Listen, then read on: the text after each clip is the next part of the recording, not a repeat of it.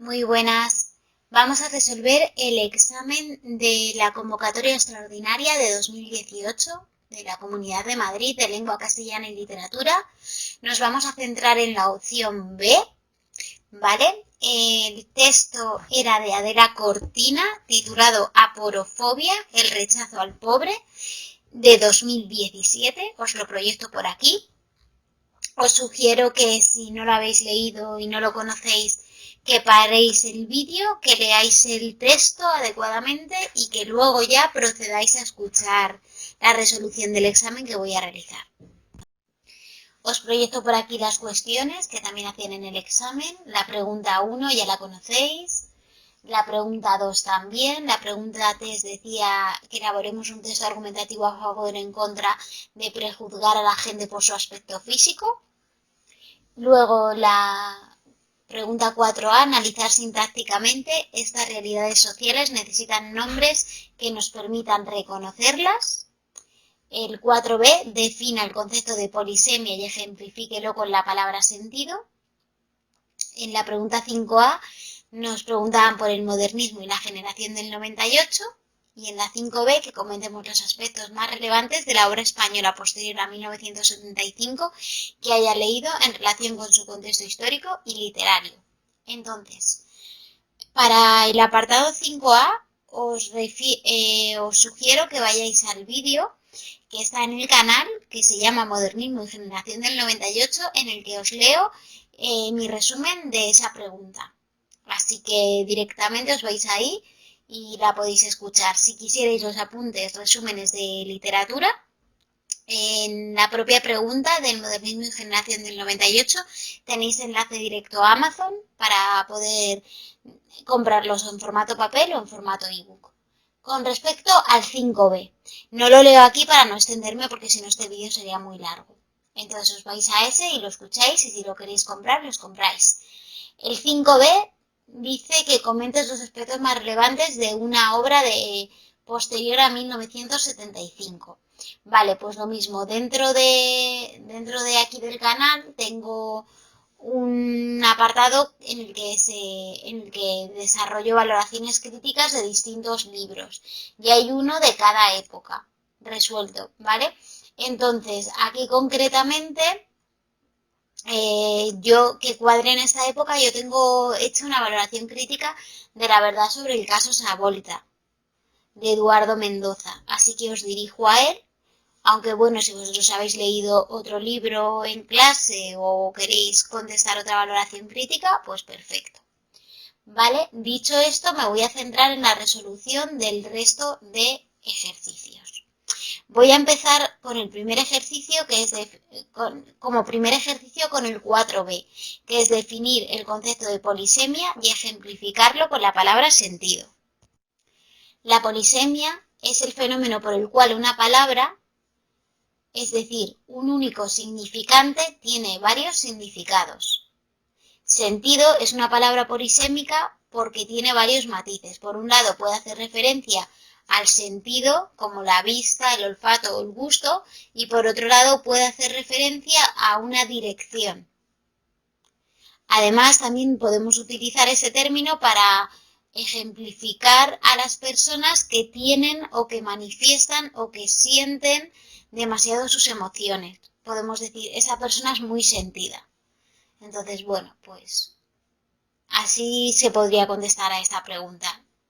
Con ese ejemplo y, bueno, más o menos cada uno con sus palabras, pero dentro se podría decir todo eso, ¿vale?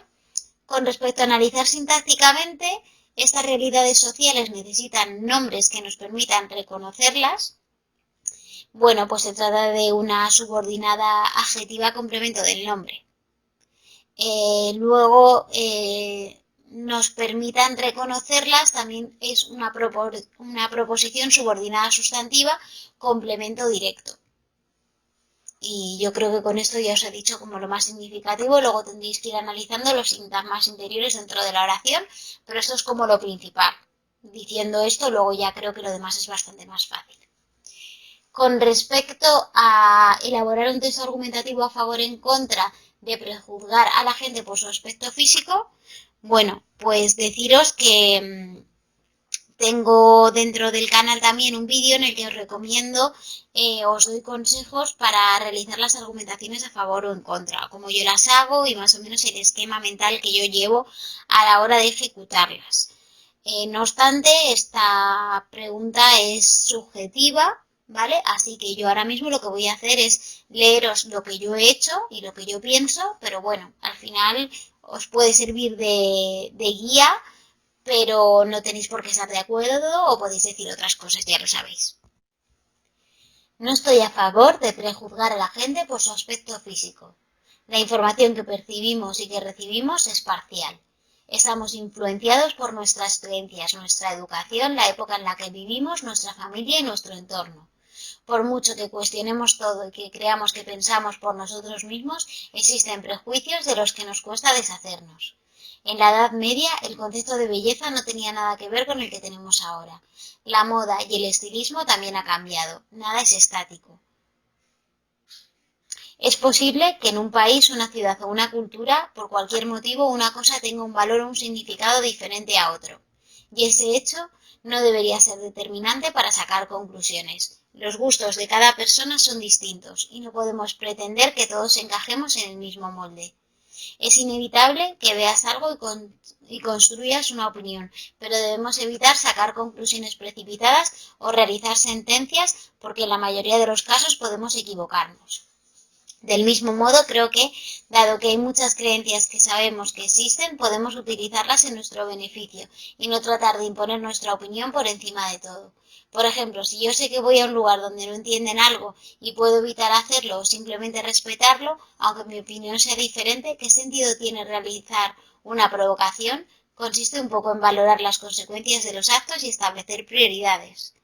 Como conclusión, creo que no debemos juzgar a ninguna persona por su aspecto físico, pues hay muchísimos valores que se alejan de nuestras percepciones, pero también pienso que a nivel individual debemos pensar un poco dónde vamos, a quién nos dirigimos para tomar ciertas decisiones que sin dejar de ser nosotros mismos se adapten mejor a las circunstancias.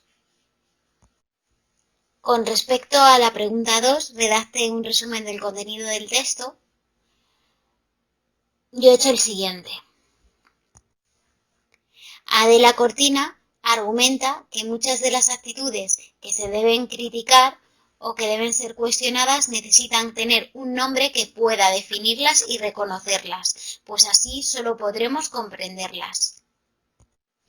Es el caso de las fobias que solo traen odio a la sociedad. Y con respecto a la pregunta 1, enuncia el tema del texto, pues he puesto, la autora argumenta por qué debemos cooperar más socialmente y no caer en el conformismo y la marginación.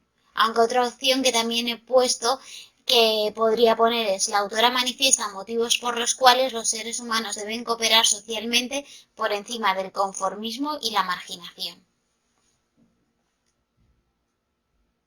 En general, desde mi punto de vista, el tema principal del texto es el valor de la cooperación social por encima del conformismo y de la marginación. El apartado 1b, detallar las características lingüísticas y estilísticas más sobresalientes, pues voy a por él. Se trata de un texto humanístico argumentativo, concretamente un ensayo. Posee una estructura inductiva. La autora reflexiona sobre la necesidad de la cooperación social, evitando el conformismo y no cayendo en la marginación. Por ello predomina la función apelativa, pues Adela trata de convencernos de su visión y nos invita a integrarla en nuestras vidas. Aprender a cooperar, a generar capital social, a pechar con las propias responsabilidades. Del mismo modo puede comprobarse también una finalidad expresiva. Esto es lo perverso de fiarlo todo a los pactos. Por encontrarnos ante un texto argumentativo, el estilo es nominal. Los sustantivos son principalmente abstractos: realidad, fracaso, cooperación. Existen gran cantidad de adjetivos, tanto especificativos como discapacitados psíquicos como explicativos. Buena vida. Los verbos están en presente, son, creen, con el uso frecuente del indicativo. Existe un predominio de la tercera persona del singular, con presencia de la primera persona, lo que remarca el carácter subjetivo del texto. Podemos observar perífrasis verbales, oraciones subordinadas sustantivas, pretende prosperar, a los que no parecen tener fichas con las que jugar, ni dados ni cubilete. Emplea gran cantidad de nexos argumentativos que refuerzan su intención, en primer lugar, en suma o por otra parte. Encontramos también expresiones que refuerzan el carácter connotativo del texto, apostar por la cooperación. El lenguaje es estándar, aunque podemos encontrar expresiones de carácter culto. Cada uno de los grupos que pretende prosperar la lucha por la vida lleva incorporada internamente una gran tendencia al conformismo, o coloquiales o habituales para hacerse entender, hoy por ti, mañana por mí, y de carácter más vulgar como toma y daca. Y el apartado 1C indique qué tipo de texto es. Bueno, pues esto ya siempre yo lo menciono al principio. Texto humanístico, concretamente un ensayo filosófico de carácter argumentativo. Y con esto habría finalizado el examen. Espero haberos dado pautas, haberos guiado y que os haya servido este vídeo. Cualquier duda o cuestión o cosa que queráis decir, dejadmela en comentarios, que os leo. Y nada, mucho ánimo y mucha fuerza, que de esta aprobamos juntos. Si te interesan mucho los contenidos de este canal, puedes suscribirte y darle a la campanita. Así cada vez que subamos un vídeo se te notificará automáticamente y estarás al día de todos los ejercicios que resolvamos.